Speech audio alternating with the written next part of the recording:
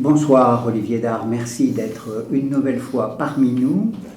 Vous venez nous présenter un livre que vous avez écrit avec Jean Philippet, consacré à février 1934, l'affrontement.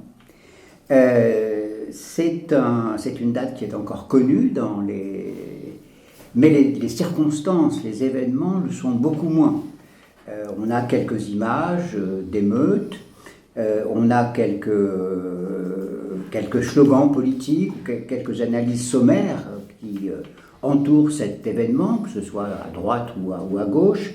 Mais en fait, c'est un événement très méconnu. Vous avez consacré un livre imposant,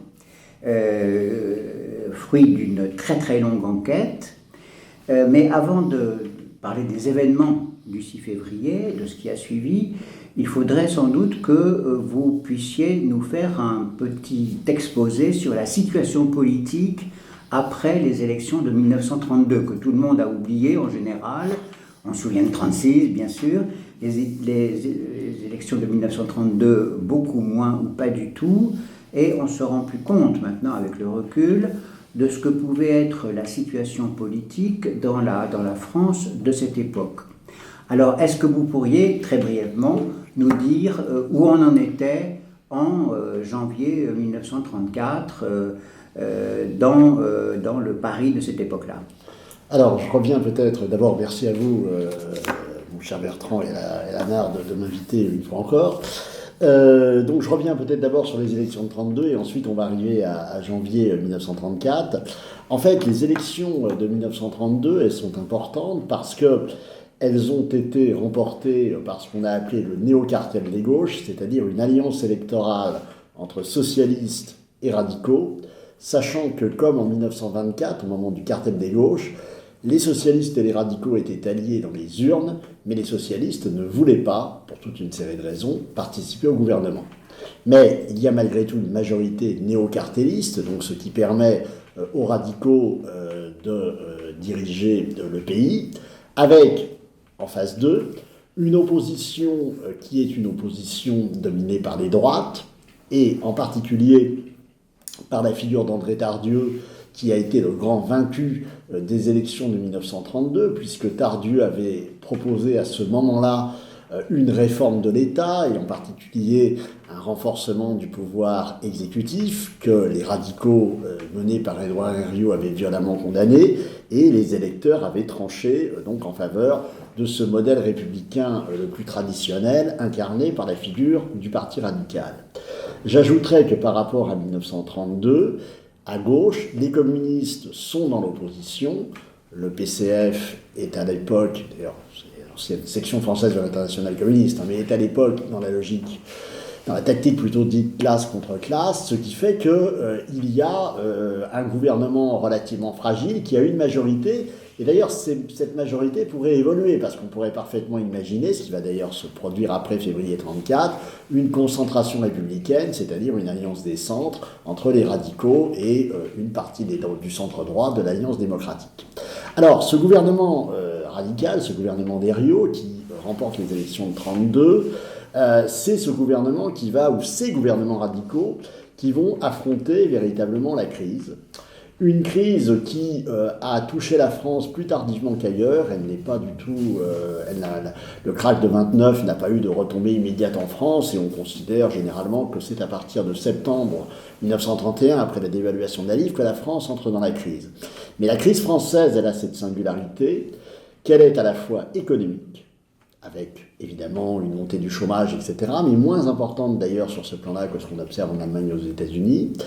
Elle est en même temps politique, c'est-à-dire que se développe tout un mouvement de contestation en faveur notamment de la réforme de l'État, d'un renforcement du pouvoir exécutif, une dénonciation de la République parlementaire qui va courir tout au long de l'année 1933, tout cela alimenté par un certain nombre d'affaires et de scandales, et l'affaire Stavisky évidemment va en 1933, début 1934, être une affaire de plus, une affaire capitale, mais une affaire de plus. Et troisième élément qui compte pour préciser un petit peu ce contexte de 1932-1933, c'est tout ce qui concerne les incertitudes extérieures. Je rappelle que Adolf Hitler est arrivé au pouvoir en Allemagne le 30 janvier 1933, que la France est à ce moment-là engagée encore dans une politique extérieure dominée par les radicaux qui souhaitent une entente internationale, on est à l'heure encore de la Société des Nations, etc. Mais tout cela est en train évidemment d'exploser avec évidemment la nouvelle configuration née de la situation allemande. Donc, en réalité, l'année 33 est une année difficile, et c'est d'ailleurs pour cela qu'on a intitulé ce livre non pas le 6 février, mais février 1934, parce que ce qui nous intéressait avec Jean Philippet, c'était de traiter toute une séquence pratiquement de 2 ans, ou de 18 mois, allant effectivement de ces élections de 32 jusqu'à finalement l'échec du gouvernement Doumergue en novembre 1934. Alors, venons-en justement à votre deuxième question sur la situation en janvier 1934. La situation en janvier 1934, elle se décline autour de 3 éléments. 1, ce contexte général dont j'ai parlé, particulièrement pesant. 2, le poids de l'affaire Stavisky, qui éclate à la veille donc du changement d'année, pendant les fêtes, j'allais dire pendant la trêve des confiseurs. C'est une affaire, on pourra peut-être y revenir, mais qui est une affaire financière, mais qui très rapidement va avoir évidemment des implications politiques. Et cette affaire et les campagnes de presse qui l'accompagnent précipitent effectivement tout au long du mois de janvier 1934 la France et en particulier Paris, le peuple parisien, dans une logique d'antiparlementarisme. L'antiparlementarisme, c'est quelque chose de relativement classique en France, mais là, c'est, disons, un temps fort de cet antiparlementarisme. Vous pouvez nous expliquer très rapidement l'affaire Stavisky ? Alors, l'affaire Stavisky, c'est d'abord un homme qui est absolument fascinant, il faut le dire, c'est un escroc de haut vol. Alexandre Stavisky, il avait commencé très jeune, parce que ce jeune garçon, issu d'une famille juive d'Ukraine, faisait ses études quand même secondaires à Condorcet. Donc son père était dentiste, et d'ailleurs un dentiste qui avait réussi dans sa carrière, mais le jeune Stavisky avait commencé par se faire coincer pour la première fois. Il était lycéen, en volant tout simplement à son père l'or qui servait au père pour faire des dents en or pour ses patients. Donc ça démarre très tôt, et je redeviens sérieux, mais je l'étais cela étant. Alexandre Stavisky, multiplié les escroqueries tout au long des années 1920, et ce qui est important de comprendre le concernant, c'est là aussi 3 choses. 1, nous avons un véritable professionnel de l'escroquerie. C'est-à-dire que derrière Stavisky, il y a toute une équipe avec un certain nombre d'individus que l'on piste évidemment dans le livre, qui travaillent très étroitement avec lui pour monter un certain nombre d'opérations. 2, ces opérations sont à la fois classiques dans leur fonctionnement et redoutablement efficaces. Une des grandes activités de Stavisky, c'est la confection, en quelque sorte, la mise sur pied sur la base de pyramides de Ponzi de crédits municipaux. Alors il avait commencé à Orléans, Montpiété, et puis ensuite il avait continué, il était écarté de la municipalité d'Orléans, il avait continué à Bayonne.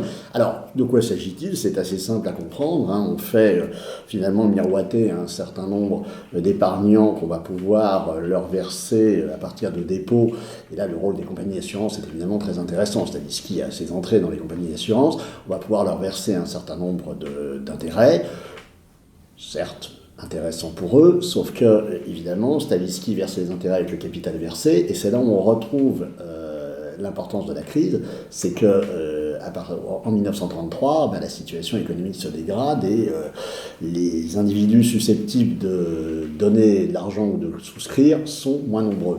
Il y a un autre élément important, on ne va pas rentrer dans ce détail-là, mais c'est que si c'est effectivement l'affaire du crédit municipal de Bayonne qui précipite la fin de Stavisky, alors avec tous les ingrédients, le député maire radical Garat, tout concourt évidemment à précipiter la chute de Stavisky, l'affaire de Bayonne n'est pas la plus importante, parce que Stavisky avait imaginé bien d'autres choses, et notamment des affaires avec la Hongrie, dont on parle beaucoup, l'affaire des optants hongrois, où on voit cet homme avait su tisser un réseau à la fois du côté de hauts fonctionnaires, de diplomates, se faire inviter à Stresa. Enfin, c'est tout à fait fascinant d'observer la carrière de cet homme, alors qui évidemment se retrouve en fin 33, début 34 sur la sellette, va quitter Paris pour Chamonix.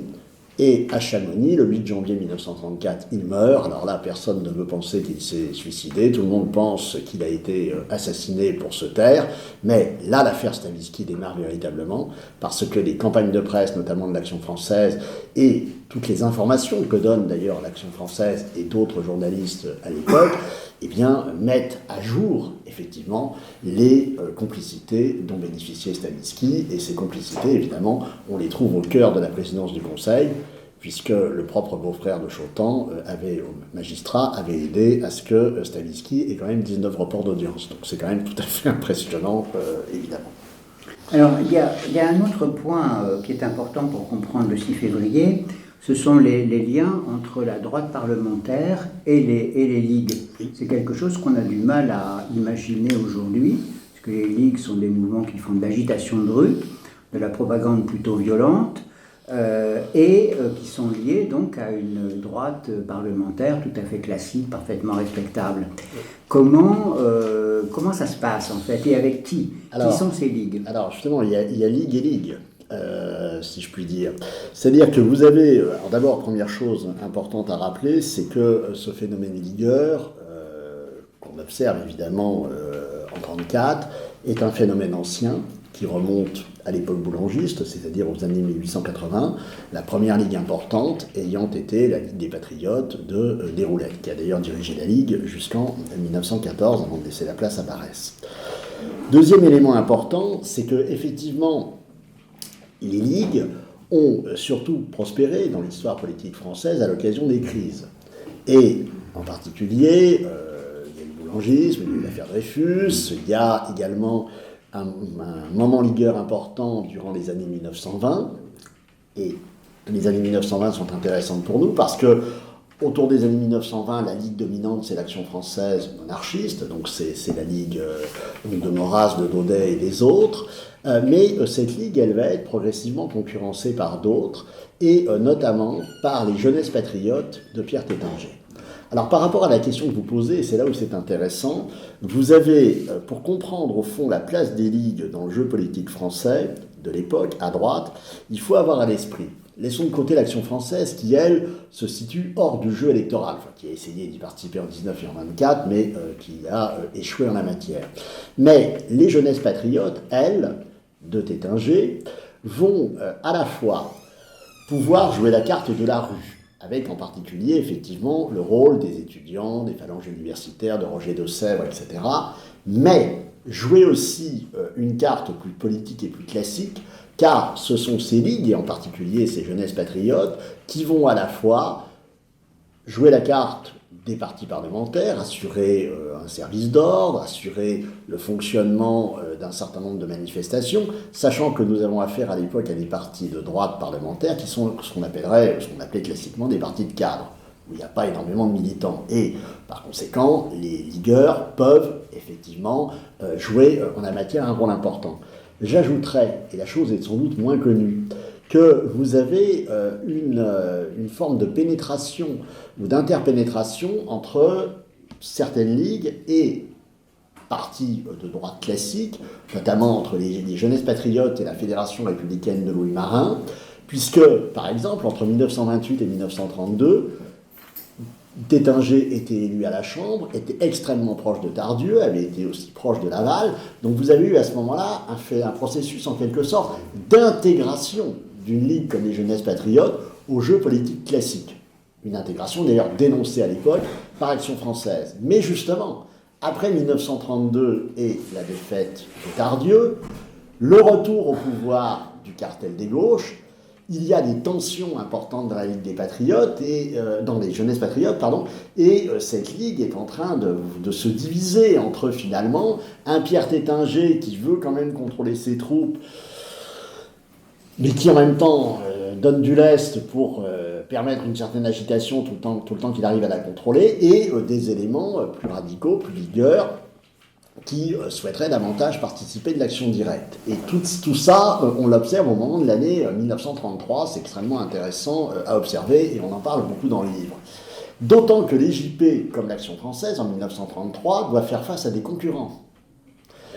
Il y a la Solidarité française de François Coty, du parfumeur, célèbre parfumeur, propriétaire du Figaro, etc., alors, qui est un mouvement réputé, alors né en juillet 1933, alors réputé avoir eu des centaines de milliers de membres. Bon, c'est une baudruche à dégonfler, car effectivement les gens renvoyaient des bulletins d'adhésion à partir du journal, mais bon, en réalité c'est une sorte de feu de paille, mais ça joue quand même un rôle important, et on va retrouver évidemment la Solidarité française au moment de février 1934, ça traduit une agitation forte.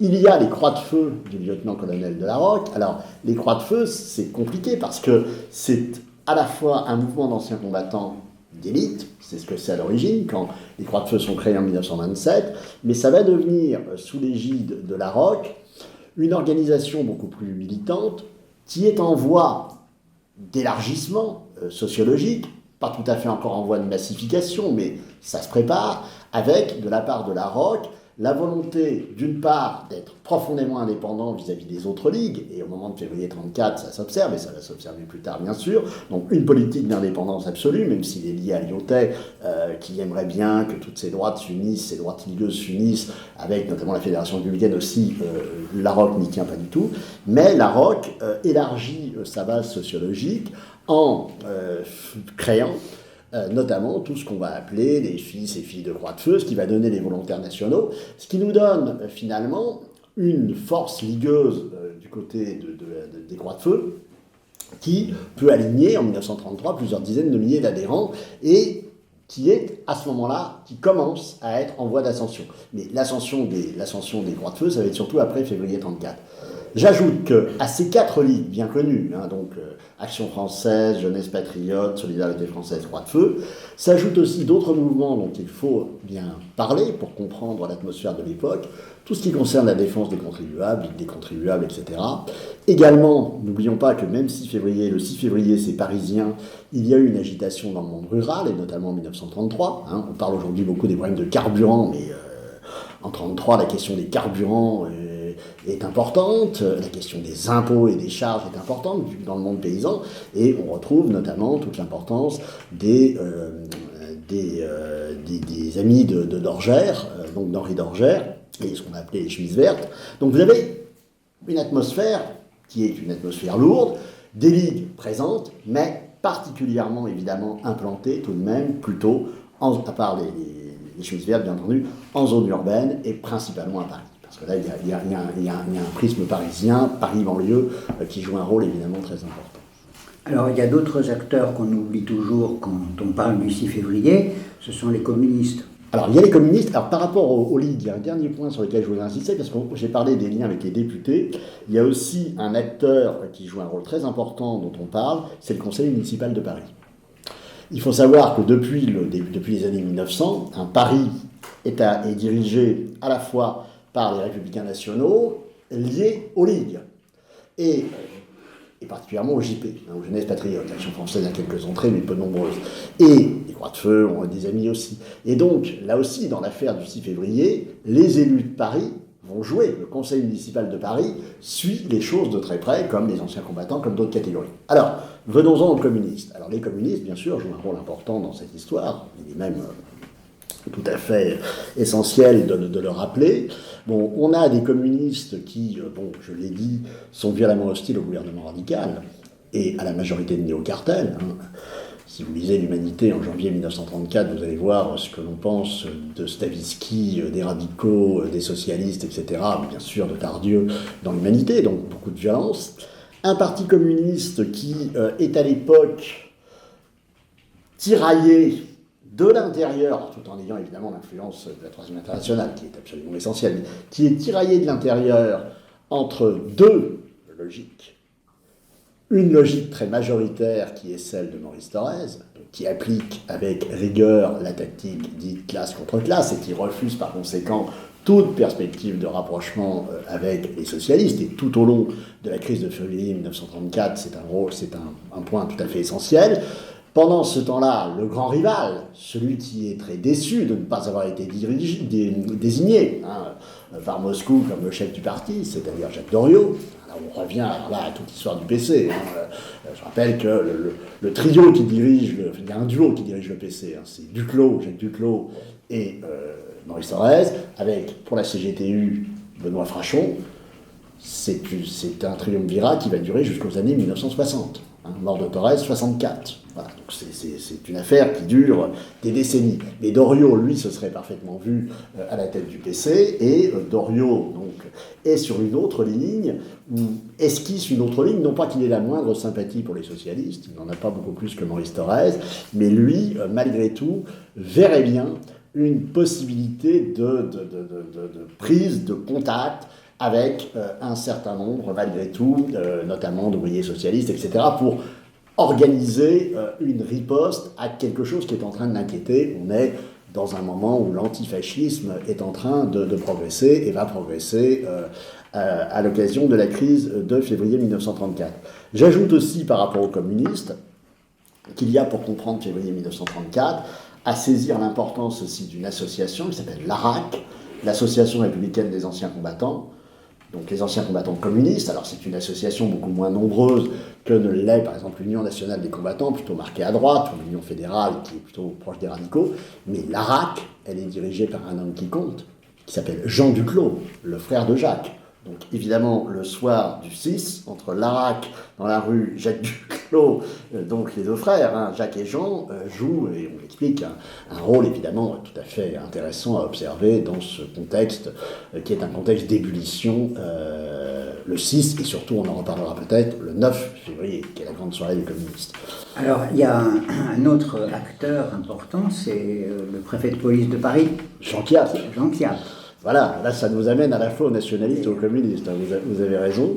Alors Jean Chiappe, oui, c'est un personnage tout à fait essentiel dans cette histoire, parce que Jean Chiappe est préfet de police depuis 1927.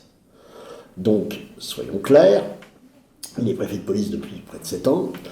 C'est un préfet de police qui est réputé être proche des ligues, proche des droites, mais en même temps qui s'est accommodé des radicaux, et les radicaux se sont accommodés de lui.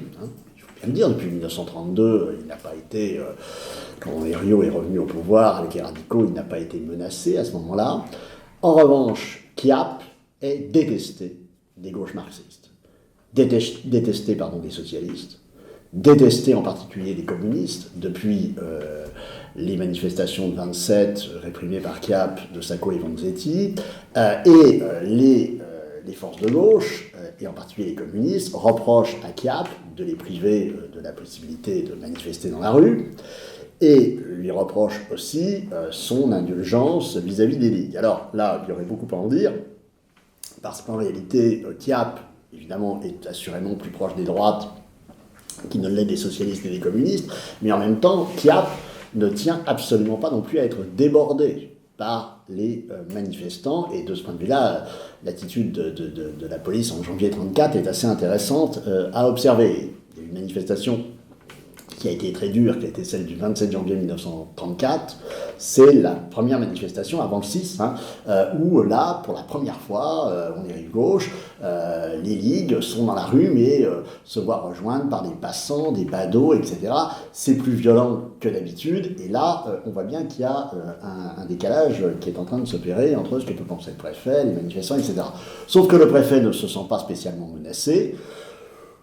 N'oublions pas une chose, c'est que le 27 janvier 1934, quand Chautemps, radical, quitte le gouvernement, démissionne, forcé, pour toute une série de raisons, Daladier, autre radical, le remplace. Mais Édouard Daladier, lorsqu'il remplace Chautemps, est un personnage relativement, je ne dirais pas apprécié, mais relativement respecté à ce moment-là. Y compris les droites, de gens comme Ibarnet-Garay, etc., etc. Pourquoi ? Parce que Daladier est un ancien combattant, et ça c'est un élément évidemment qui joue tout à fait en sa faveur. Daladier a une réputation non usurpée d'ailleurs d'honnêteté. Effectivement, il y a les radicaux, mais par rapport à l'affaire Stavisky, rien sur Daladier. Et Daladier a aussi pour lui une certaine jeunesse et la réputation d'être un homme à poigne, etc., dans un moment où il y a un désir de reprise en main. Et Daladier est en train, donc à partir du 27, 28, 29, 30 janvier, il est en train d'essayer de composer un gouvernement qu'il essaye d'ouvrir vers le centre droit. Ça fonctionne. Ça fonctionne, simplement, il y a une condition.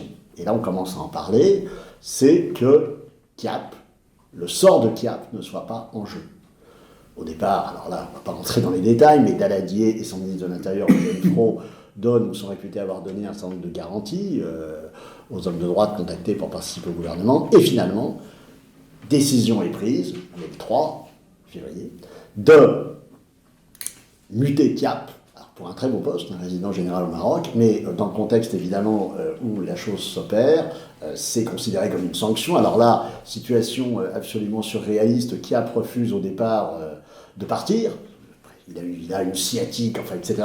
Le week-end, parce que le 6 février est un mardi, mais le week-end est absolument hallucinant, hein, les vendredis, samedi, dimanche, c'est absolument hallucinant. Finalement, Chiappe va partir, on va nommer un nouveau préfet de police, mais là, qui va être Bonnefoy-Cibourg, mais la mutation-sanction de Chiappe, hein, j'ai relu là récemment que les gens disaient qu'il avait été révoqué, il n'a jamais été révoqué, c'est une mutation-sanction. Alors, tout le monde a très bien compris qu'il y a un jeu de chaises musicales hein, entre ambassadeurs, compagnie française, bon. Mais il a été muté, c'est une mutation-sanction incontestablement, mais cette mutation-sanction de Chiappe, elle a comme conséquence de radicaliser les mouvements d'anciens combattants, les ligues, parce que Chiappe était déjà en train de négocier, parce qu'ils voulaient tous venir manifester déjà le 6 février, au départ. Bon, faire une manifestation, pourquoi le 6 février ? Parce que c'était le jour de l'investiture de Daladier. Et Chiappe était en train de voir comment il pouvait essayer de faire en sorte que tout le monde n'avait pas forcément manifesté, etc. Là, la mutation sanction de Chiappe fait sauter toutes les ligues, et effectivement, à la veille du 6, déjà, les croix de feu sont dans la rue, le 5.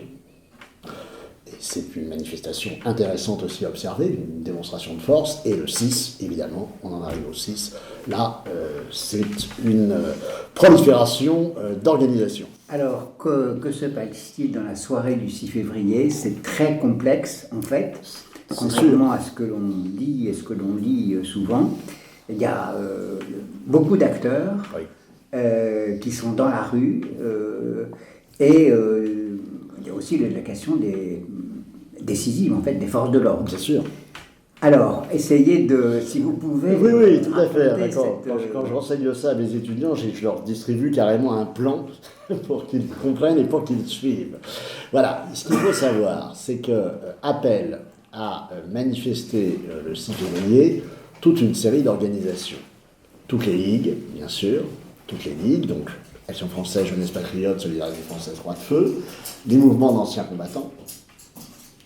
Mais le conseil municipal de Paris suit la chose de près. Et ce qu'il faut comprendre, c'est que vous allez avoir, le 6 février 1934, plusieurs lieux de manifestation. En fait, un quart de la superficie de Paris est concerné.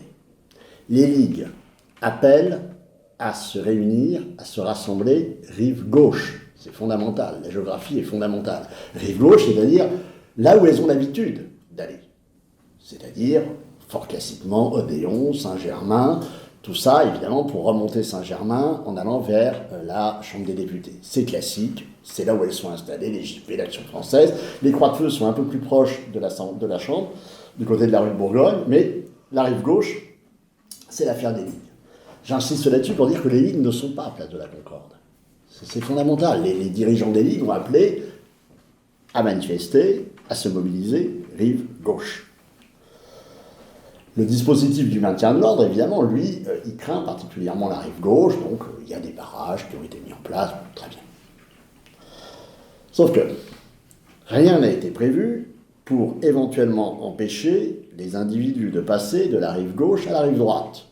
Alors, au bout d'un moment, un certain nombre d'entre eux, il n'y a pas de téléphone portable, évidemment, mais vont passer rive droite. Rive droite, on est à la Concorde. À la Concorde, vous avez un dispositif relativement léger qui bloque l'entrée du pont pour empêcher évidemment d'éventuels manifestants de franchir le pont et d'arriver à la Chambre des députés.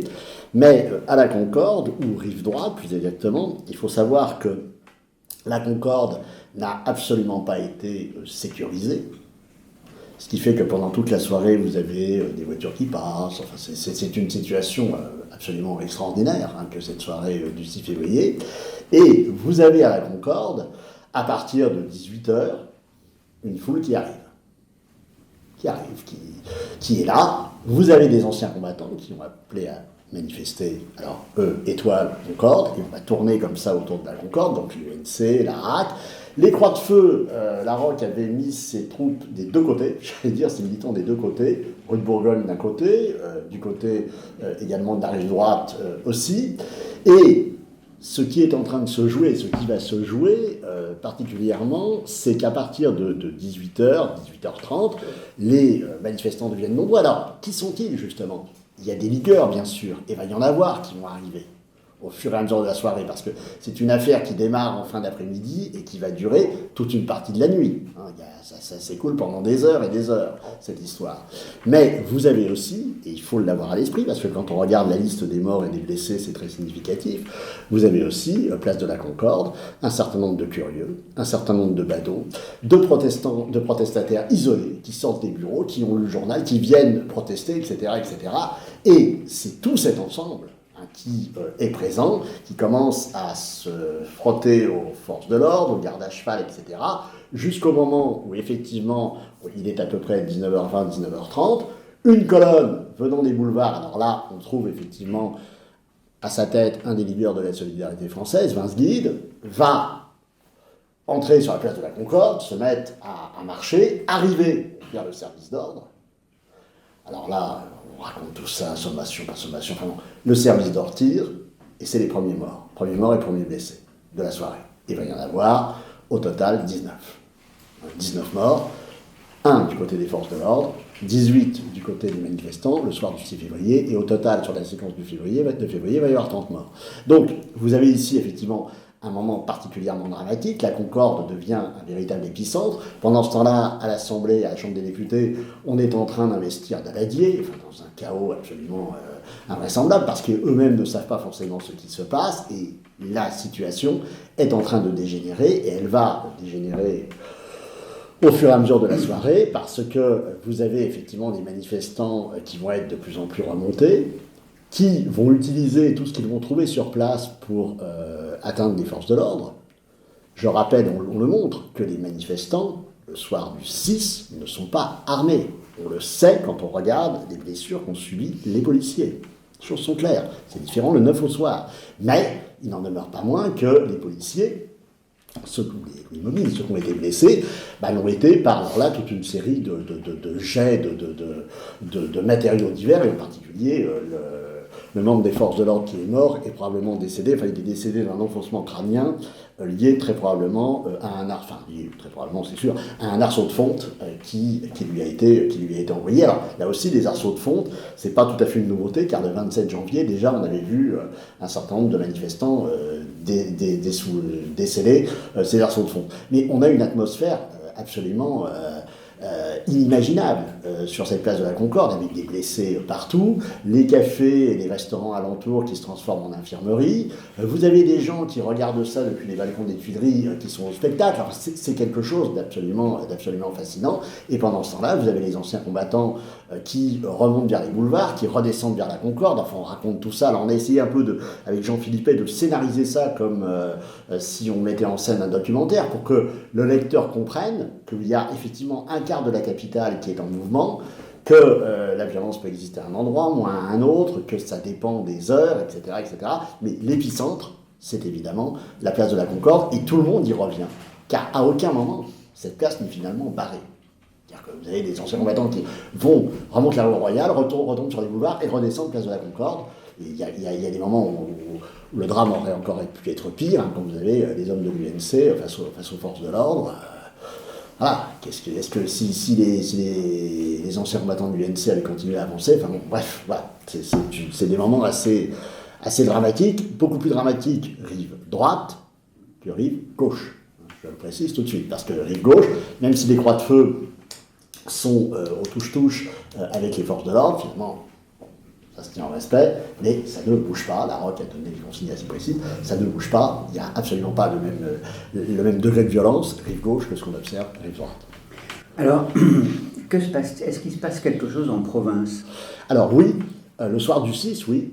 Il y a des manifestations, alors beaucoup plus pacifiques, dans un certain nombre de villes de province. Alors on les liste, notamment à Rouen, à Nancy, etc. Alors des manifestations qui sont relayées, évidemment, enfin qui relaient ou qui prétendent relayer les manifestations parisiennes, mais les manifestations en province, alors elles présentent deux caractéristiques par rapport à celles de Paris. Bon, je l'ai dit d'abord, elles sont beaucoup moins violentes.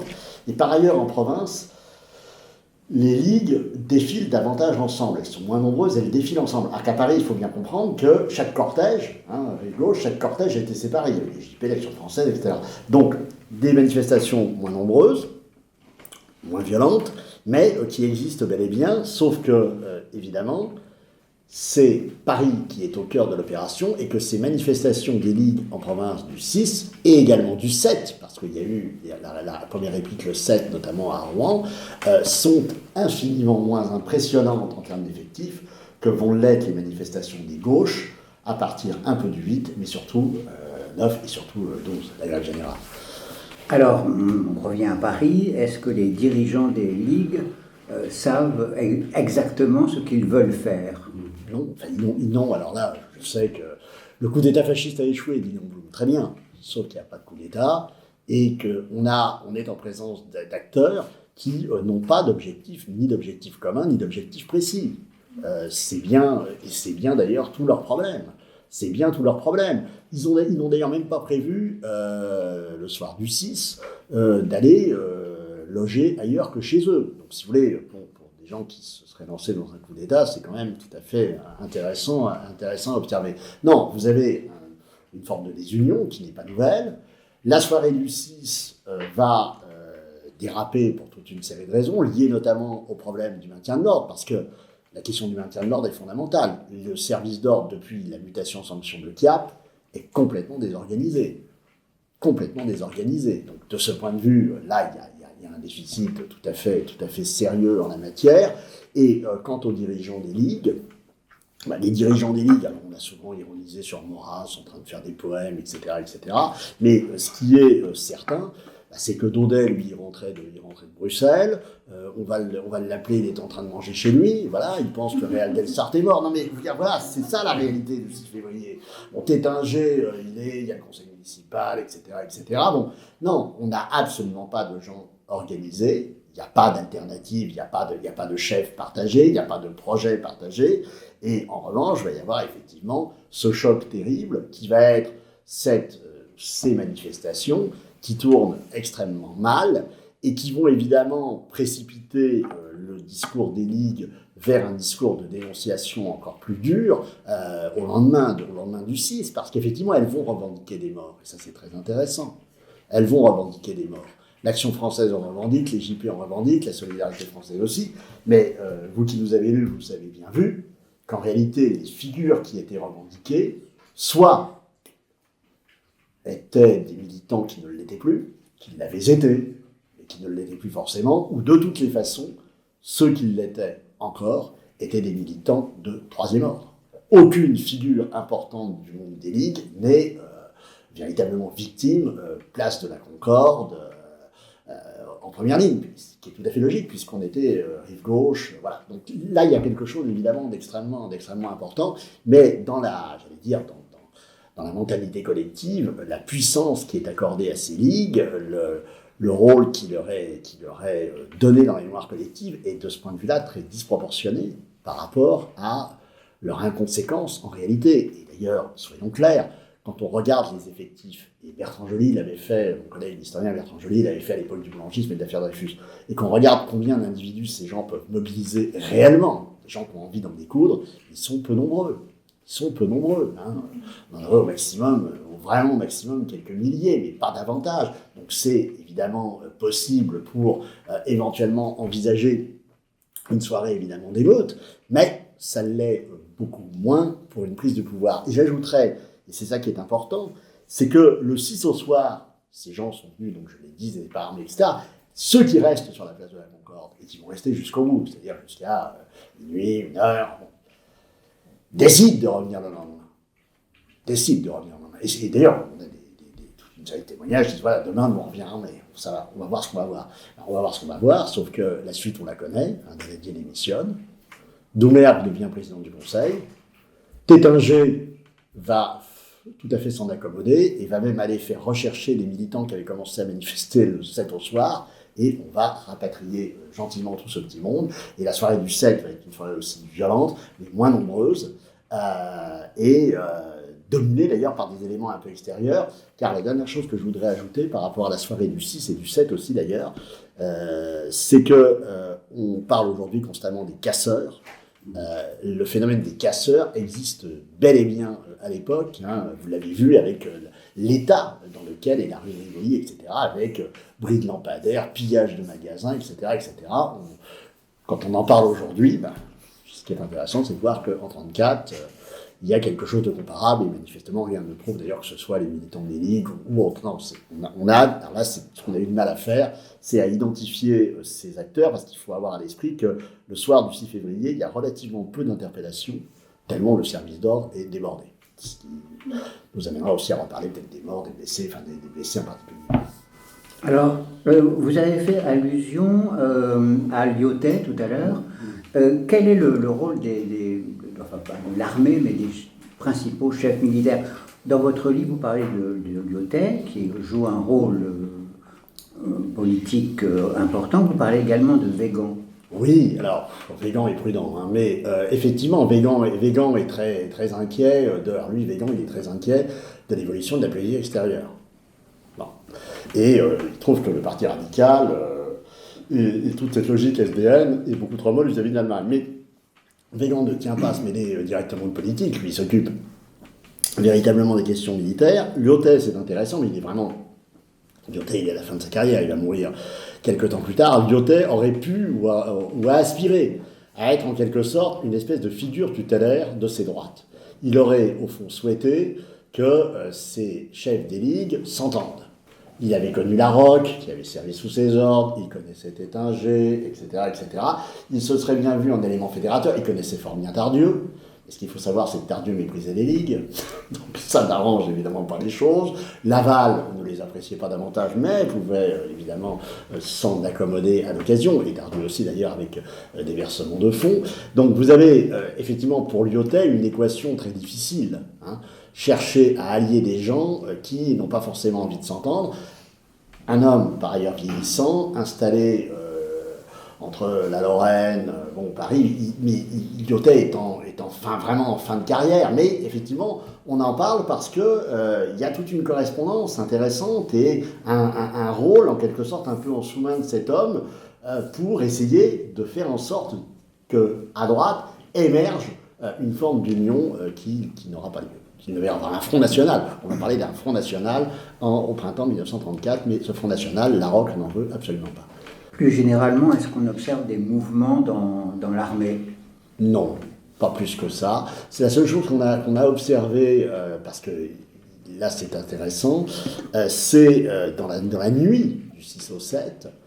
Alors là, c'est hallucinant parce que on discute pour savoir si on doit passer à l'état de siège, à l'état d'urgence, etc. Donc là, les différents acteurs, et notamment les militaires, sont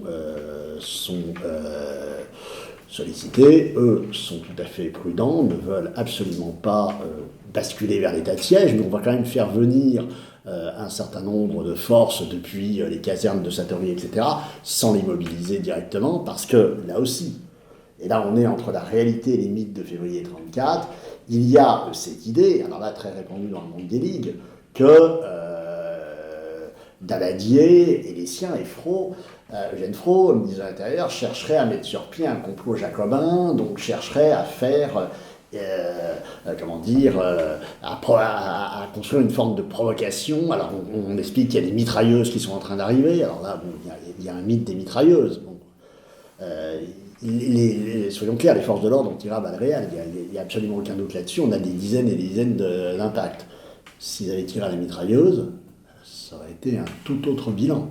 Mais vous avez aussi parmi les témoins, ça qui est intéressant aussi, des anciens combattants qui sont là, qui disent écoutez, moi j'ai fait Verdun, moi j'ai fait machin, je sais que c'était des mitrailleuses.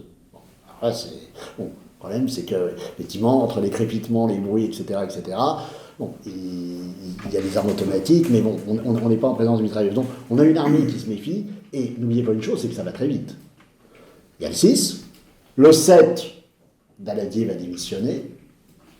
Le matin, la cause est quasiment entendue, dans la matinée, mais il démissionne début d'après-midi. Doumergue, entre-temps, a été sollicité. Gaston Doumergue, l'ancien président de la République, et Gaston Doumergue va mettre sur pied très rapidement un gouvernement d'union nationale. Donc, et en faisant venir le maréchal Pétain comme ministre de la guerre. Donc, de ce point de vue, la situation est sous contrôle, et on sort finalement de la crise de février, où on croit en sortir, avec une solution tout à fait légale, classique, avec le projet de faire de la réforme de l'État. Et je l'ajoute, pour ceux qui vont nous écouter, les radicaux sont toujours dans le gouvernement. Les radicaux étaient dans le gouvernement de Daladier, ils sont bien entendu dans le gouvernement Doumergue, et Herriot est présent. Je veux dire, c'est souvent compliqué pour aujourd'hui, pour nos contemporains, de saisir les subtilités de la Troisième République, mais c'est une réalité. C'est une réalité. Alors, vous avez parlé d'un complot jacobin, en fait, il y a... Enfin, d'un prétendu, on le démontre. On parle à l'époque de plusieurs complots. Ah oui, bien sûr. Il y a un complot jacobin, il y a un complot royaliste. Bien sûr, c'est ce qu'on dit. Il y a d'autres... Bien sûr, c'est Daladier est convaincu que c'est Maurras qui a organisé le 6 février, une sélection française. Alors il décide, ça c'est extraordinaire, d'aller inculper Maurras pour propagande anarchiste. Ce qui est quand même assez délicieux. Et alors, c'est une anecdote, mais ils envoient la police chez Maurras pour l'arrêter. Alors les types arrivent, ils se mettent à tambouriner, il y a la concierge qui dit, de toute façon il n'entend strictement rien. Alors, bon, ils repartent, et finalement ils ne sont jamais revenus parce qu'entre-temps, l'ordre d'arrestation a été rapporté, et Maurras, le lendemain, sort de chez lui, vit sa vie habituelle, etc., etc. C'est tout à fait extraordinaire, mais il y a la conviction, effectivement, il y a le complot du manoir d'Anjou, le complot, donc, Action française, ça, classique, le complot jacobin avec Eugène Frot, on veut une dictature révolutionnaire, et c'est d'ailleurs la thèse que va développer aussi à sa façon Pierre Pujaut, quand il va dire, voilà, nous n'étions pas là à la Concorde, nous avons évité une provocation policière. Voilà. On voulait absolument faire assassiner les bons. Quel était l'intérêt de Daladier, franchement, d'avoir des morts alors qu'il avait été investi le 6 mai? Qu'importe. Vous avez comme ça toute une série de thématiques liées à cet imaginaire et à cette mythologie politique qui entoure effectivement le 6 février. Donc on a aussi les cannes avec les rasoirs sur les cannes, oui. Ah oui, mais je suis désolé, on n'en a pas trouvé. Les mitrailleuses, j'en ai parlé, et on a comme ça d'autres exemples. Alors, comme on est à la Nord, on peut peut-être parler du manoir d'Anjou, du comte de Paris, de son père, le duc de Guise, des rapports avec Maurras, de ce qu'ils ont éventuellement pu penser ou espérer. Je pense que le comte de Paris, ce serait assez bien vu au moment de février 1934. D'ailleurs, c'est un des éléments fondamentaux de la future rupture. C'est-à-dire que Maurras a bien expliqué, bon, laissez-nous faire, on va voir ce qu'on va voir. Bon, on n'a évidemment pas vu grand-chose. Et mais non, c'est pas eux qui font ce qu'ils font. Enfin, ils sont là, mais voilà, ils en sont d'ailleurs, les uns et les autres sont conscients que de toute façon, la situation n'est pas mûre. Et encore une fois, faut bien comprendre que s'il n'y a pas la mutation sanction Micap, il n'y a pas de 6 février. Enfin, il y aurait peut-être eu des manifestations violentes après, je ne sais pas. Mais ce qui se joue là est encore une fois un problème de maintien de l'ordre. Il y a tout un engrenage, si vous voulez, assez terrible qui se met en place. Et le comte de Paris, effectivement, avait compté sur l'action française. Ce serait bien vu, lui, tenter de tirer les barons du feu d'une crise telle que l'affaire Stavisky, parce que on pense à ce moment-là, tout le monde se demande quand même combien de temps le régime va tenir. Bon, sauf que ça ne fonctionne pas comme prévu, et ça va évidemment accélérer du côté du comte de Paris, d'une part une rupture avec l'action française, mais plus largement, et là c'est une des thèses qu'on défend beaucoup dans ce livre avec Jean Philippet, c'est qu'on présente au fond le 6 février 1934, le 6 et la séquence, non pas comme un succès des Ligues, et une menace des Ligues, ce qu'a expliqué la gauche à l'époque, et ce qui est encore parfois considéré comme tel, mais comme un échec. C'est-à-dire c'est un échec terrible. Alors un échec terrible qui va avoir plusieurs conséquences, un échec dont elles ne se rendent pas compte sur le moment, ni d'ailleurs leurs adversaires, mais la réalité elle est là. 3 choses. 1, les gauches relèvent la tête, c'est Bon, il y a le 9, la soirée des communistes à Paris, mais il y a les manifestations du 12 à Paris et en province. Les ligues, par ailleurs, se voient contestées dans la rue par les gauches au printemps 34.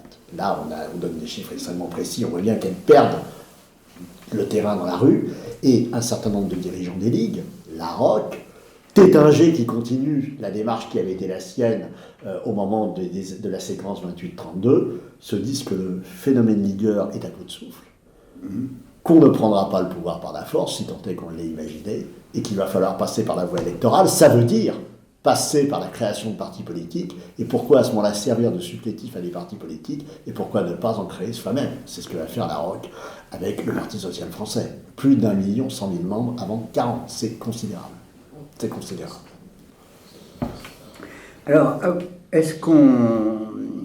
il faut qu'on parle de la gauche, parce que la gauche, en fait, organise, comme vous venez de le dire, des manifestations importantes le 9. Il y a la grève générale du 12 février.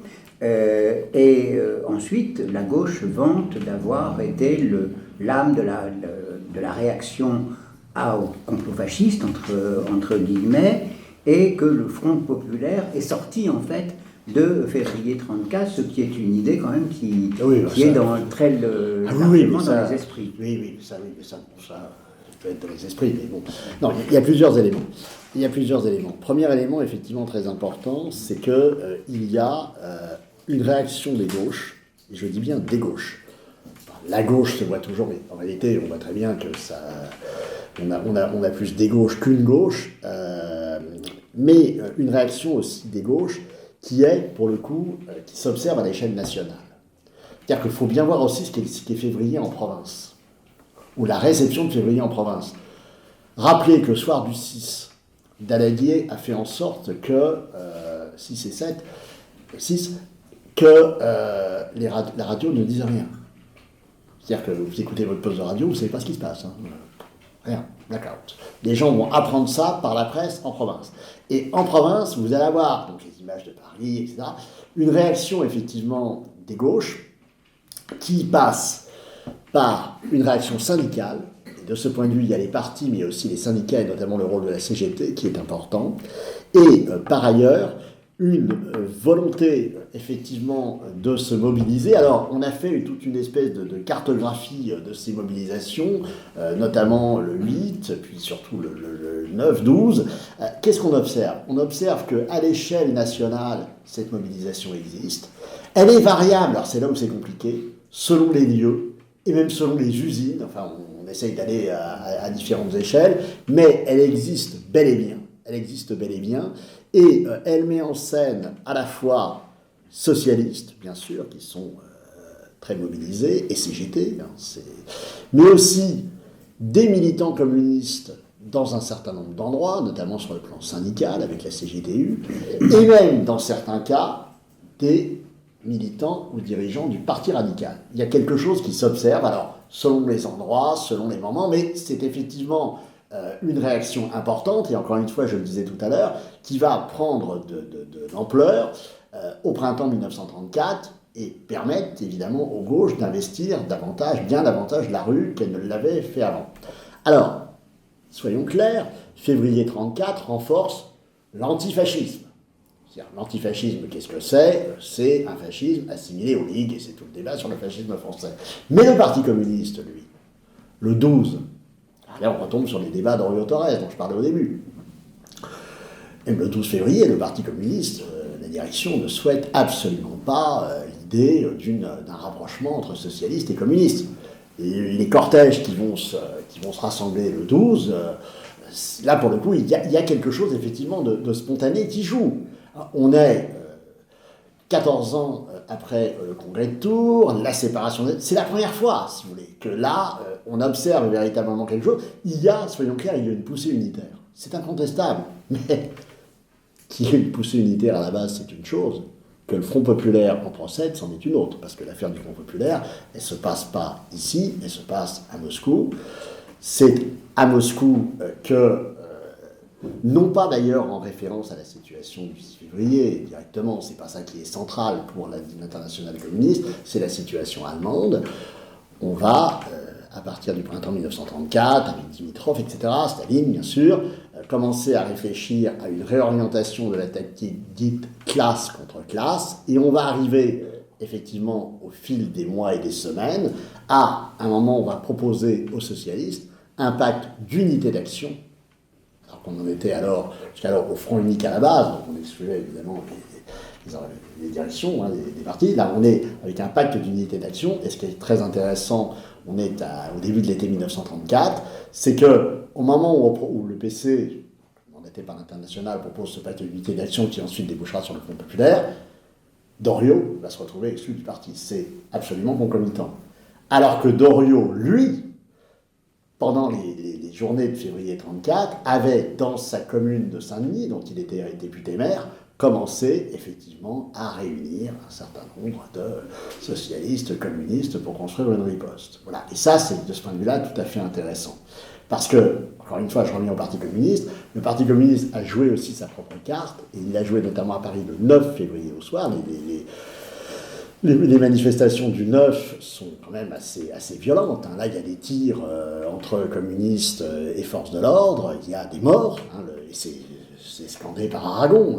Si vous lisez, il y a deux livres sur février, il y a la version Drieux-Gilles, il y a Aurélien d'Aragon, c'est extrêmement intéressant. Là, c'est la soirée des communistes, etc. On oublie que le soir du 6, il y avait des communistes à la Concorde. Bon. Mais c'est un élément évidemment très important. Mais là, le PC, les communistes jouent à ce moment-là leur carte propre. Et il va falloir effectivement cette inflexion de la politique de l'International, ce changement de ligne, que souhaitait Doriot. Et Doriot l'a mis en avant trop tôt.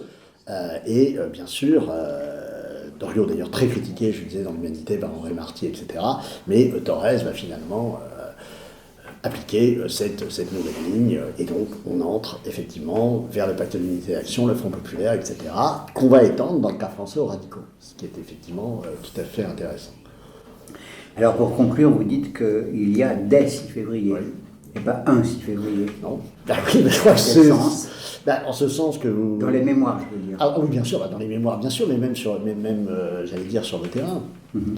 On voit bien qu'en fonction d'où on est, à quel moment on se situe, le 6 février des conseillers municipaux, le 6 février des passants de la place de la Concorde, du manifestant de la Concorde, du ligueur qui est rive gauche, du parlementaire qui apprend qu'on a tiré... voilà, il y a effectivement une pluralité de 6 février, avec, et c'est ça qui est peut-être le plus important, une multiplicité des mythes autour de cet épisode, et c'est dans cela qu'il est effectivement passionnant à étudier. Et ce qu'on a essayé de faire ici, si vous voulez, ça a été, d'un certain point de vue, de revenir sur l'événement et, quelque part, non pas de le relativiser, parce que je pense que c'est une étape très importante. Si on en a écrit 750 pages, c'est que je pense qu'effectivement, à l'échelle de l'histoire politique française, ça compte, mais en même temps de le démythifier. Merci beaucoup, Olivier Dard. Merci. Avant qu'on passe aux questions, je vous en prie. Oui, Alain.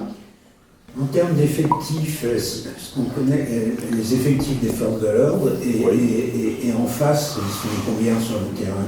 Alors, les forces de l'ordre, on les connaît, on a tous les chiffres, ils sont quelques milliers, bien sûr, mais répartis sur des endroits différents. Du côté des manifestants, c'est compliqué à dire parce que, certains témoins ont parlé de 100 000 personnes place de la Concorde, nous on est plutôt autour de 30 000. Mais ce qu'il faut avoir à l'esprit, c'est que c'est une rotation permanente, si vous voulez. Les gens vont, viennent, s'en vont, arrivent.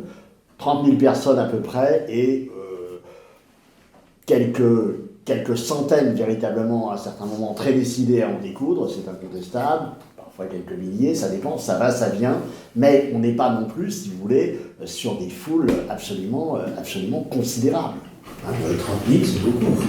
Oui, enfin, oui, mais vous avez aussi, il faut avoir à l'esprit que arrive place de la Concorde, ça je ne l'ai peut-être pas assez expliqué, mais vont arriver place de la Concorde à partir de 18h. Oui, ça j'en ai pas parlé, et c'est quand même intéressant. Toute la question, parce que ça pose toute la question de la sociologie des manifestants. Je vais vous expliquer comment on a fait. Arrive à la Concorde toute une série de gens qui, on est dans un Paris très différent, on n'est pas dans ce quartier des boulevards, c'est pas ce qu'il est devenu. Hein. Donc arrive toute une série de gens qui sont des employés, qui vont venir participer, qui vont venir voir comme on l'avait vu le 27 février.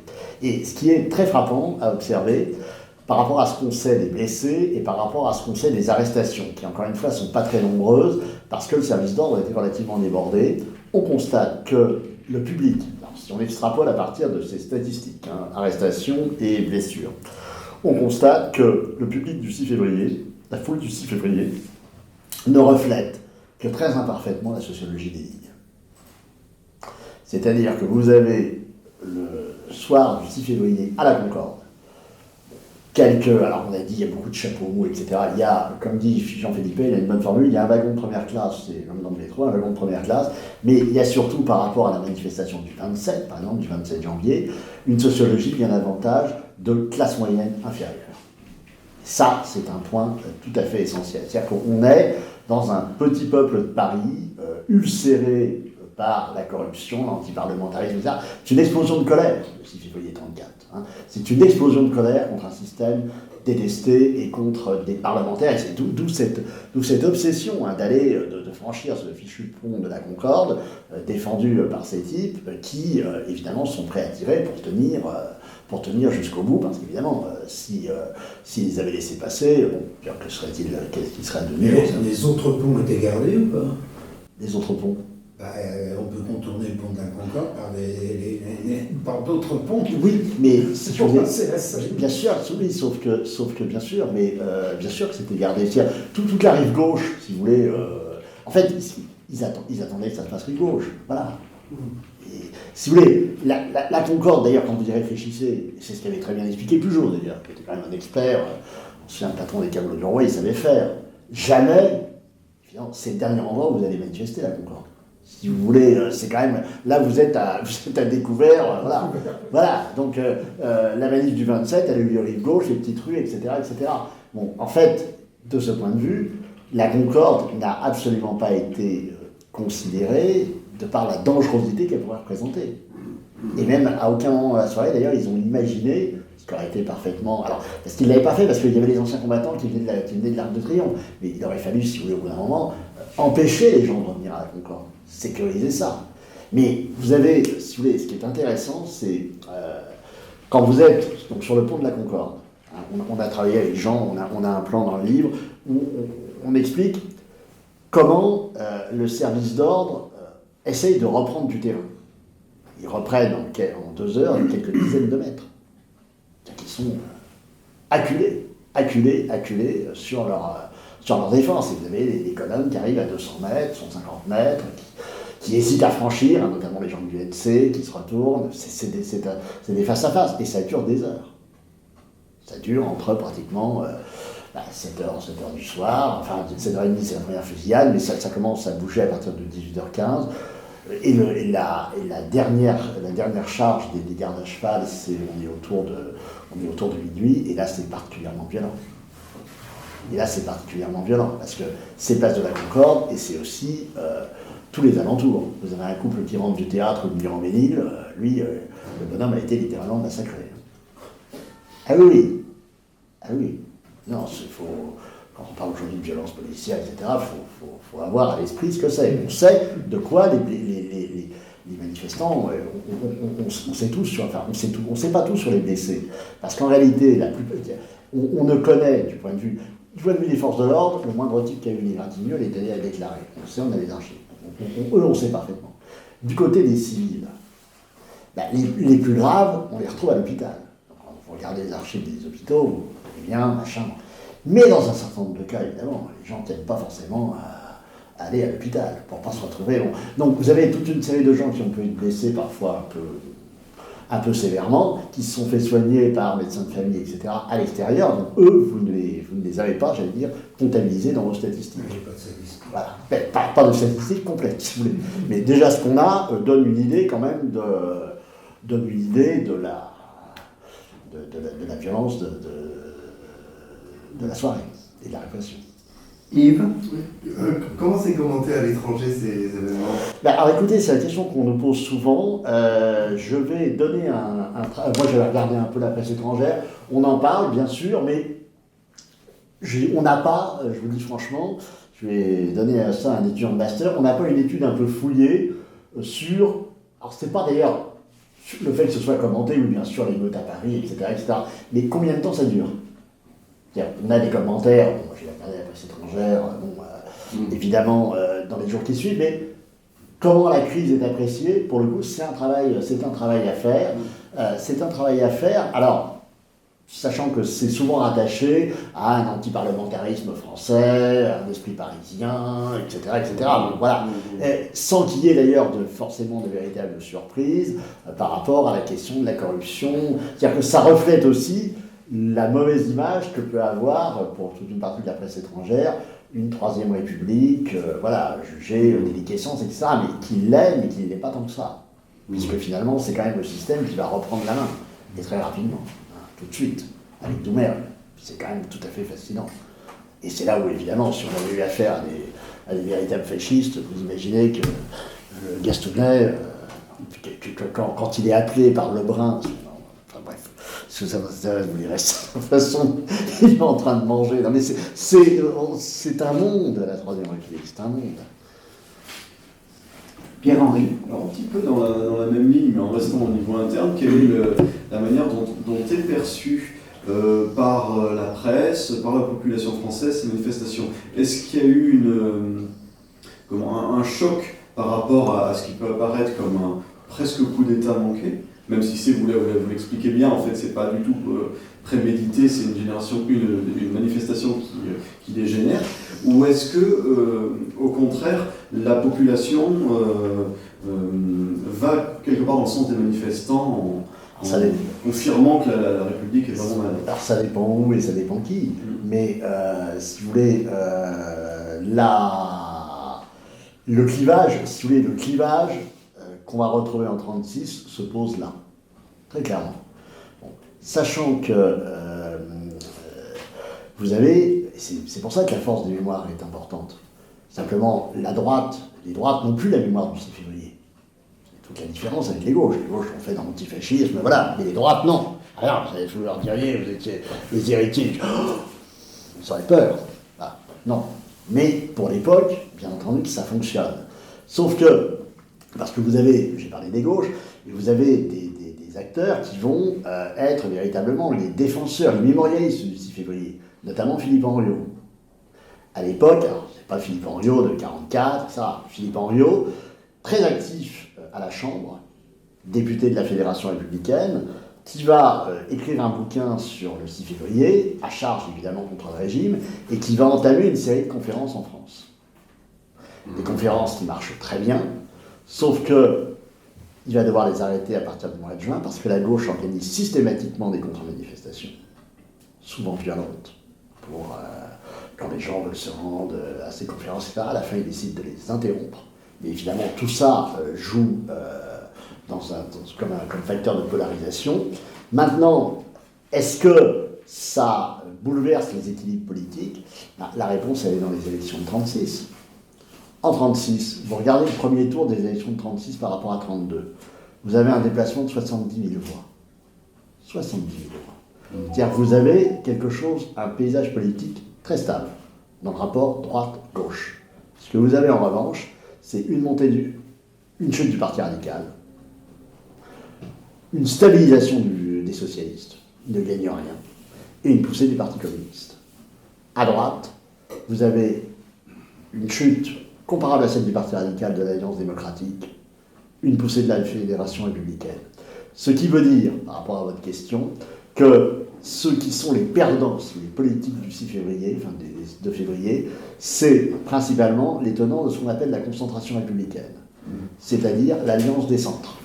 Mais ça ne va absolument pas les empêcher, par la suite, il y a le Front populaire, mais la suite on la connaît, voilà, il y a de nouveau une alliance des centres avec Chautemps qui revient, mais surtout Daladier en 1938, qui a cette particularité quand même d'avoir été le promoteur du Front populaire au Parti radical et son fossoyeur au moment de la grève du 30 novembre 1938. Mais bon, ça fait partie de la vie politique. Guillaume. Voilà, pour continuer encore un peu le prolongement, et dans l'appareil d'État, où les fonctionnaires qui se sont retrouvés justement à potentiellement gérer cette crise après, alors je ne parle pas des forces de l'ordre, mais vraiment des fonctionnaires, comment ça s'est ressenti? Est-ce que justement, pareil, une partie des fonctionnaires ont pris position, sont restés relativement fidèles au régime? En réalité, il ne se passe pas grand-chose. Hein. Alors, Il ne se passe pas grand-chose. Il y a un petit peu de remous dans la magistrature, il y en a eu dans l'avocature, mais pour le coup, ce n'est pas la fonction publique. Là où c'est aussi important, je n'ai pas eu le temps d'en parler, mais aussi dans les dysfonctionnements du maintien de l'ordre et dans toute l'affaire d'ailleurs Stavisky, c'est l'opposition terrible entre la sûreté et la préfecture de police. C'est-à-dire que là aussi, la sûreté est absolument furieuse de la place qu'a prise avec Chiappe la préfecture de police, et donc c'est aussi un règlement de compte entre services. C'est aussi une guerre des polices qui permet à Stavisky, très lié à la sûreté, indicateur, c'est un indicateur Stavisky depuis très longtemps, de finalement passer entre les gouttes. Et donc non, l'appareil d'État n'est pas directement impacté. Bon, et là aussi, bien sûr qu'il y a des tensions dans cette France des années 30. Et là aussi, il faut comparer, on a les rapports de préfet, etc., qui en parlent de ces tensions qu'on observe, mais je crois qu'il faut aussi comparer la situation française à ce qu'on observe au même moment à l'étranger. On est très loin, je ne parle même pas des guerres civiles espagnoles, mais je parle de l'Espagne des années 34, 35, 36, avant le 18 juillet. On est très très loin de ce type ou même de ce que pouvait être la violence en Allemagne avant 1933, dans les années 30, 31, 32, où là il y a une violence de rue qui est autrement plus importante que ce qu'on a à l'époque de Weimar, que ce qu'on observe à l'heure de la France tertio-républicaine. Voilà. Parce qu'en réalité, en France, même si le pouvoir exécutif est réputé faible, si la République parlementaire est réputée faible, elle tient. Que ça plaise ou pas, elle tient. Elle tient le coup. Je vous en prie. Pierre-Henri. Puisqu'on, dans le mythe de février 34, tel qu'on le reprend aujourd'hui en raccourci, d'une grande manifestation fasciste, quel est le poids à l'époque et quel est le rôle que vont jouer les groupes à l'époque qui sont vraiment fascistes, dans le sens où inspirés du fascisme italien ou du nazisme allemand? Parce que qu'on prenne les Croix de Feu ou d'autres mouvements de la droite française que vous avez évoqués, c'est quand même des mouvements qui sont liés à l'histoire française et qui répondent à des problématiques françaises. Mais il y a déjà une influence du fascisme en Europe qui se développe en France. Alors où sont les groupuscules fascistes? Dites-le moi je ne les vois pas. Ils sont pas. En 1934, on est en train de travailler, je pilote tout un groupe de recherche sur l'Europe du fascisme. Et la façon dont les Italiens, non, le fascisme français, ce qui va être un fascisme français, qui va être d'ailleurs un fascisme, j'allais dire beaucoup de ressentiment, il va se développer après février, principalement. C'est-à-dire avec cette idée très importante, qu'on va retrouver chez un Rambatet plus tard, avec l'inaction française, etc., mais que le régime n'est pas réformable. Il n'y a rien à en attendre.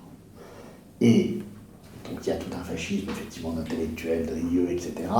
Mais il y a aussi, et c'est un point important, à prendre en considération que, finalement, avant 1934, les seuls qui imitent l'Italie, qui l'imitent mal et qui...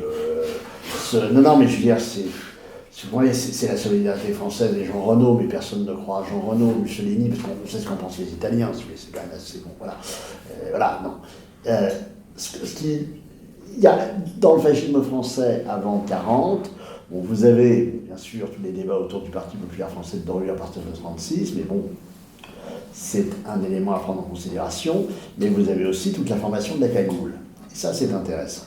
Parce que la cagoule, c'est véritablement d'ailleurs une organisation qui avait des armes qui ne s'en est pas servie, ou très peu, mais vous avez dans cette mise sur pied par Deloncle de cette société secrète, révolutionnaire, etc., un mélange d'ésotérisme, de reprise à son compte du plan de Berg de l'international communiste, parce qu'il y a une fascination chez Deloncle pour ça, mais vous avez finalement à l'intérieur de cette cagoule les plus radicaux de tous les leaders. On dit Action française, oui, il y a, mais pas que. De l'oncle, oui, bien sûr, de l'oncle le docteur Martin, d'accord. Mais il y a Pozzo di Borgo. Il y a toute des croix de feu. Il y a les éléments les plus radicaux vont finalement se retrouver dans cette structure en voulant abattre le Front populaire, craignant eux-mêmes un coup d'État communiste. C'est-à-dire qu'il y a toujours un jeu d'action-réaction qui est à ce moment-là très important. Mais l'essentiel des ligues, et c'est ça qui est fondamental, me semble-t-il, après février, c'est que, à part l'Action française, qui elle va être finalement dissoute avant les autres, mais ne s'intéresse finalement assez peu à la Ligue, donc la Ligue disparaît, bon, ce qui l'intéressait c'était le journal, donc le journal continue, donc tout va bien. En revanche, les JP, j'en ai parlé, le PSF, j'en ai parlé, voilà, on est dans une logique, au fond, de transformation d'un système partisan, avec, pour la première fois, à droite, et c'est d'ailleurs bien ce qu'inquiètent les gauches, leur grand ennemi, c'est la ROC. Dès 1936, il faut raccourcir Casimir, comme ils disent. Casimir, c'est Daudet qui avait donné ce doux surnom à la ROC. Mais il faut raccourcir Casimir, et ils sont d'autant plus inquiets que la ROC, avec ses syndicats professionnels, est en train de vouloir rentrer dans les entreprises. Donc là, ça... Voilà. Et la ROC, il a plus d'1 million d'adhérents. Et ça, c'est le jeu de cette carte, de la carte légale, si vous voulez, créer un grand parti de masse à droite, et de ce point de vue, il est réussi. Et là, je dois dire qu'on est aujourd'hui, il y a les nouvelles archives qui sont en train d'entrer du côté du PSF.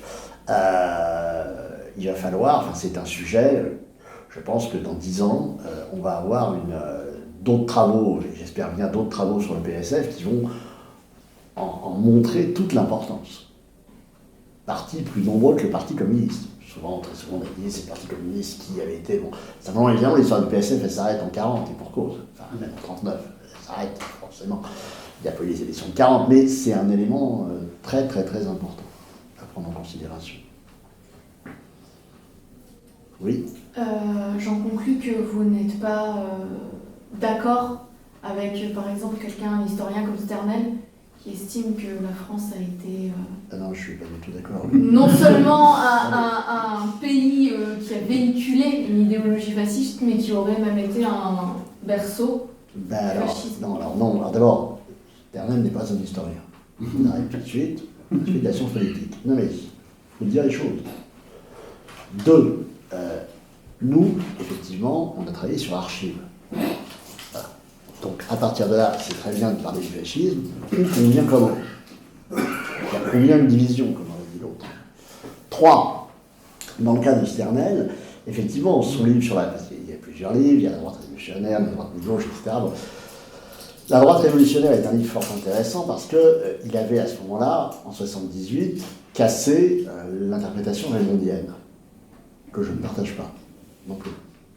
Sur l'histoire des trois droites, plus exactement. Parce que je viens de lire René Raymond, alors je regarde même. Bien sûr, moi je l'ai même connu, René Raymond, Bertrand aussi. Non, mais c'est-à-dire que je pense que si vous voulez, et c'est là où Sternel a raison, c'est qu'on ne peut pas comprendre l'histoire des droites à partir du boulangisme uniquement à partir de l'interprétation bonapartiste. Et de ce point de vue-là, ce qui avait commencé à esquisser Sternel autour de l'idée d'une droite révolutionnaire, etc., est intéressant. Simplement, moi je pense qu'il y a effectivement un nationalisme français qui est endogène, qui va, et c'est là où c'est l'inverse si vous voulez, c'est lui qui va marquer le nationalisme italien. J'ai beaucoup fait travailler sur toute l'exportation des auteurs français. C'est lui qui va marquer le nationalisme italien. C'est-à-dire que l'action nationale italienne des années 1910, enfin des années 1900 plutôt, elle procède du nationalisme français. Mais justement, le nationalisme italien, les Alfredo Rocco, etc., vont considérer, d'ailleurs même avant 14, que ce modèle français est un modèle presque obsolète, puisque eux s'intéressent aux masses. Et c'est là où on va les retrouver par la suite dans le fascisme, avec cette espèce de lien. Donc, de ce point de vue, si vous voulez, voir la France comme le berceau du fascisme, ça me laisse tout à fait perplexe. En revanche, voir la France, et notamment l'Action française, et la pensée maurassienne, comme le berceau, effectivement, d'une droite monarchiste traditionnelle à l'échelle européenne, oui, là, ça se démontre sans aucune difficulté en faisant un tour d'Europe qui vous emmène avant 14 et jusqu'à l'après-guerre d'ailleurs, entre l'Espagne, le Portugal, etc. Là, on pourrait y passer la soirée. Philippe? Oui, justement, il y a un livre sous l'égide de Serge Bernstein qui a démoli un peu l'idée de Zéaf Sternel. Oui, mais alors si vous voulez, le livre sur le PSF, Non, le livre sous l'égide de Serge Bernstein, oui, contre la thèse de Tout à fait, Sternel, si vous pouvez nous en dire. Oui, c'est le livre sur le PSF. Si vous voulez, il faut savoir que Sternel, c'est d'ailleurs à la fin, c'est d'ailleurs assez pathétique parce que bon, maintenant Sternel est mort, mais Sternel vient de Sciences Po, puisqu'il avait fait sa thèse sur Marès avec Touchard, etc. Donc au départ, il était très lié à Sciences Po. Maintenant, c'est devenu une espèce de guerre depuis des années et des années. Bon, d'où vient le problème avec Bernstein? Il vient d'abord du fait qu'il ne vient pas tellement de la droite révolutionnaire, enfin un peu, mais ça vient surtout de ni droite ni gauche. Il faut quand même voir comment a été construit ce livre. Si vous voulez, vous avez essentiellement des sources imprimées. Il prend 5 ou 6 articles de tel, de Montligny ou d'autres, pour dire voilà, ils sont ça. Puis des articles, vous les prenez à tel moment, à tel autre. Il y a un problème de remise en contexte. C'est une approche, si vous voulez, qui est davantage une approche d'histoire des idées par en haut qu'un travail véritablement par en bas. Mais par rapport à Bernstein avait souligné dans un article célèbre de la revue XXe siècle que la France, c'était la formule de Bernstein, avait été allergique au fascisme. Ce qui avait évidemment généré toute l'idée de la thèse dite immunitaire. La République aurait empêché le fascisme en France. Et là, Sternel et les autres disent pas du tout, regardez, vous avez en France des mouvements fascistes de masse, alors on a les Jeunesses Patriotes, on a le PSF, etc., etc. Et à chaque fois, si vous voulez, c'est une démarche un peu de science politique, c'est-à-dire qu'on vous explique qu'il y a un certain nombre de critères qui expliquent le fascisme. Bon. Ceci dit, si on regarde les choses autrement, et c'est pour ça que je reviens à la question qu'on évoquait tout à l'heure, de mon point de vue, historien, le PSF ou les Jeunesses Patriotes ou même l'Action française sont en réalité des mouvements profondément endogènes dont on peut parfaitement retracer les linéaments, depuis, pas d'ailleurs tellement les années proprement boulangistes, même si Barès a été boulangiste, etc., mais au moins depuis les années 1890. Alors, ça ne veut pas dire que ces mouvements n'aient pas été antisémites, etc., etc. Tout ça est d'accord. Mais il y a une divergence de fond, si vous voulez, par rapport à la question du fascisme, puis il y en a un certain nombre. Ces mouvements sont d'ailleurs bien souvent bien davantage des mouvements littéraires, des mouvements d'intellectuels, de presse, que des organisations de masse. Et de ce point de vue, sur le 19e siècle, Bertrand Joly l'a très très bien montré sur les ligues. C'est-à-dire qu'il y a des poussées ligueuses, mais bon, en termes d'effectifs, ce n'est jamais très durable. Et par ailleurs, vous avez, par rapport à la question du fascisme, quand même quelque chose qui, à mon avis, marque des différences absolument majeures, qui tiennent à la question du chef. Pour qu'il y ait eu un fascisme français, encore aurait-il fallu qu'il y ait un chef. Et le rôle du chef est fondamental, et qu'il y ait eu aussi une volonté de considérer qu'on allait, d'une part, construire ou édifier un homme nouveau. On en est très loin. C'est pas l'objectif, ni même d'ailleurs de sacraliser l'État. Mais n'oubliez pas une chose, c'est que dans un pays comme l'Italie, c'est justement là où Mussolini est intéressant à l'échelle de l'histoire italienne. Mussolini, à sa façon, achève l'unité italienne. Mussolini dote l'Italie d'un État. Le rapport de la France à l'État n'a rien à voir.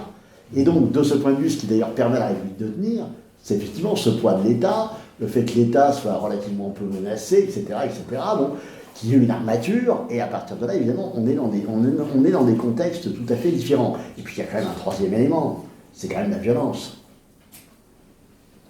sais bien que les camelots du roi aient manier la canne, d'accord, mais entre les camelots du roi, les squadristes, d'ailleurs ça dépend où et ça dépend comment, et les SA en Allemagne, bon, quand vous étudiez la violence et ses méthodes, voilà, si vous regardez, après on peut vous expliquer que c'est la brutalisation de la Première Guerre mondiale, mais bon, il y a quand même des différences absolument marquantes. Mais en même temps, il faut l'avoir aussi à l'esprit, vous avez en face, même si l'État français, les nationalistes le considèrent comme faible, etc., vous avez un État français qui tient. L'État français, au moment, la République française, au moment où il s'agit de lutter contre les grandes grèves de vin, n'a pas besoin de supplétifs. La jeune République de Weimar, pour réprimer le spartakisme, va chercher les corps francs.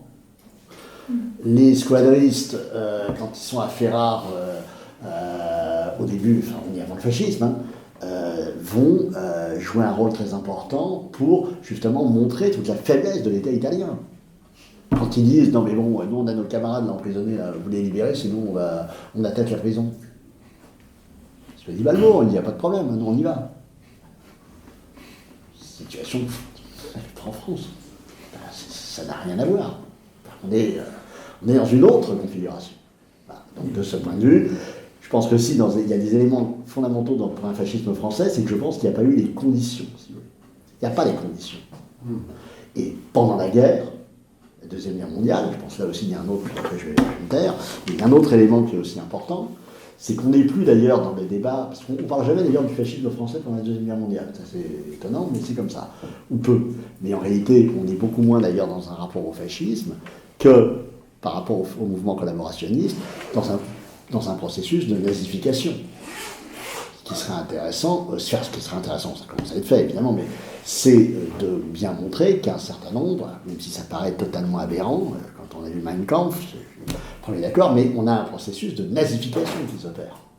Vous avez un certain nombre de collaborationnistes, ce ne sont plus des fascistes, ce sont des nazis. Il faut dire les choses clairement.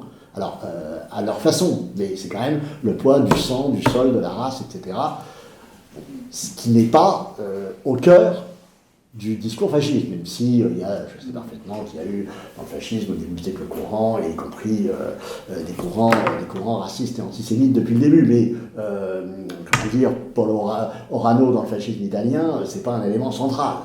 C'est pas un élément central, alors que de l'autre côté, c'est tout à fait différent. Et voir l'évolution, effectivement, d'un certain nombre de Français en train de célébrer Wagner, d'ailleurs dans la presse, c'est assez fascinant, mais à mon avis, il n'y a pas que de l'opportunisme. Il y a aussi un rapport à l'Allemagne qui est extrêmement intéressant.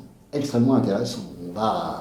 On retrouve, ça dans la collaboration, moi j'ai toujours été, je suis très intéressé par ça, j'ai dirigé des volumes sur des réceptions du nazisme en France, il y a des éditions qui travaillent là-dessus, c'est tout à fait fascinant de voir comment ça fonctionne et ça s'articule. Gaël? Dans ce genre-là, il y a un peu l'autre côté de la frontière belge, une expérience de De Grelle qui finalement part d'Action catholique pour se nazifier. Ah oui, De Grelle, oui, tout à fait, bien sûr. De Grelle, c'est tout à fait fascinant. De Grelle, c'est tout à fait fascinant. D'ailleurs, il y a un certain nombre d'anciens de Rex qui vont le suivre, mais pas si nombreux que ça. Pas si nombreux que ça, oui, tout à fait, bien sûr. Bien sûr, vous avez quelque chose de tout à fait comparable, avec De Grelle. Avec effectivement, alors là, chez De Grelle, une réécriture complète de ce qu'est l'histoire de la Belgique avec la Bourgogne. Non, mais ce qui est quand même pour un certain nombre d'anciens rexistes de 36, c'est quand même quelque chose de difficile à considérer. Oui, absolument. Absolument. Et il y a, pour le coup, il y a un triomphe de la force qui joue, et il y a effectivement un rapport à l'Allemagne et une forme de racialisme qui est en train, effectivement, de faire, non pas d'ailleurs de faire son apparition, c'est pas si nouveau, mais de quand même gagner beaucoup de terrain par rapport à ce qu'on pouvait observer quelques années plus tôt. C'est plus la même configuration, et de ce point de vue, le poids de l'occupant est là, mais il y a... on a travaillé là récemment sur des réunions du cercle arien, etc. C'est tout à fait fascinant. Le nombre de gens qu'on va porter là-dedans, et des gens célèbres, croyez-moi. On y mangeait bien d'ailleurs. Ceci explique peut-être cela, dans le contexte de l'occupation. Chers amis, on va remercier Bah. Olivier Lars. Et naturellement, nous l'attendons pour son prochain livre. Ah oui. À très bientôt.